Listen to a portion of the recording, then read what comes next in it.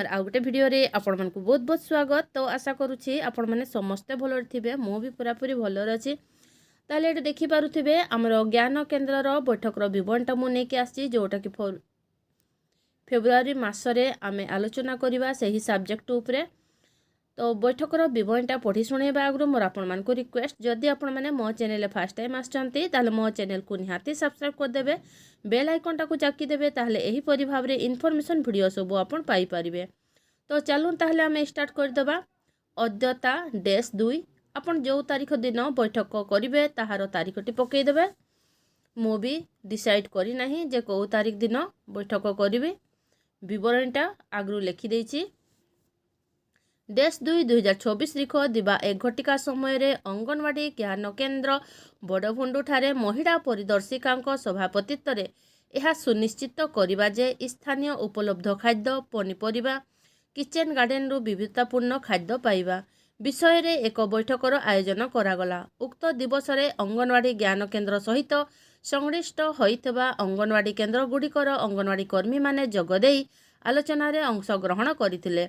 आलोच्य विषय यह सुनिश्चित करिबा जे स्थानीय उपलब्ध खाद्य पनीपरिबा किचेन गार्डन रु विविधतापूर्ण खाद्य पाइबा। पुष्टिकर खाद्य आम शरीर और मानसिक विकास पाई बहुत आवश्यक। यह आमको सुस्थ और सक्रिय रखे। पोषणयुक्त खाद्य न खाइले अपपुष्टि हुए। भारत में अपपुष्टि कमाइबा पाई पोषण अभियान परि योजना चालू अछि, किंतु दरदाम वृद्धि और आर्थिक स्थिति जोगु मध्य पोषणयुक्त पुष्टिकर खाद्य खाइबारे पछघुंचा देइथांती। तेणु समस्त अंगनवाड़ी कर्मी माने निज निज ग्राम रे समस्त ग्रामवासी मानंकु नेई बैठक आयोजन करंतु। एही बैठक रे समस्त ग्रामवासी मानंकु सचेतन करांतु जे जेपरि सेमाने निज अंचल रे मिलुथबा खाद्य शस्य पनीपरिबारु पोषणयुक्त खाद्य पाई पारिबे। एही खाद्य निज अंचलर जीवन शैली जलवायु एवं परिवेश अनुजाई होइताए। एहा द्वारा सतेज खाद्य अल्प मूल्य रे पाई परिबा। निज बाड़ी बगीचारे किंबा अल्प मूल्य रे पाई परिबा।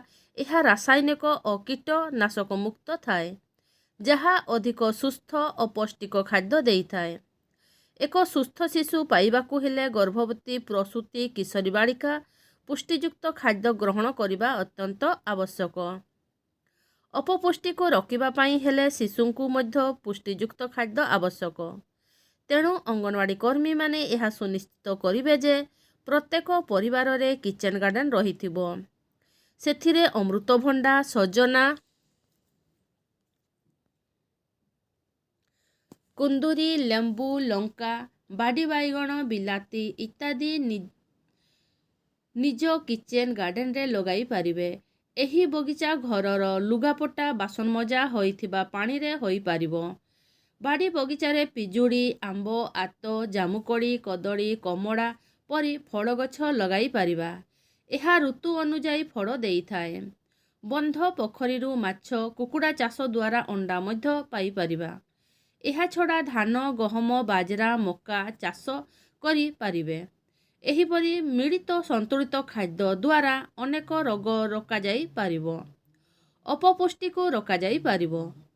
स्थानीय भावरे उपलब्ध खाद्य उपयोग कले एवं पौष्टिक खाद्य ग्रहण कले आमर जीवन शैली को अधिक उत्तम एवं स्वास्थ्यकर करि पारिबा।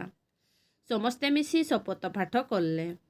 एक SUW और माम शिशु को गृह परिदर्शन रे जाई तांकर किचेन गार्डन रे कुंदुरीर गछ लगाई देई आसिले।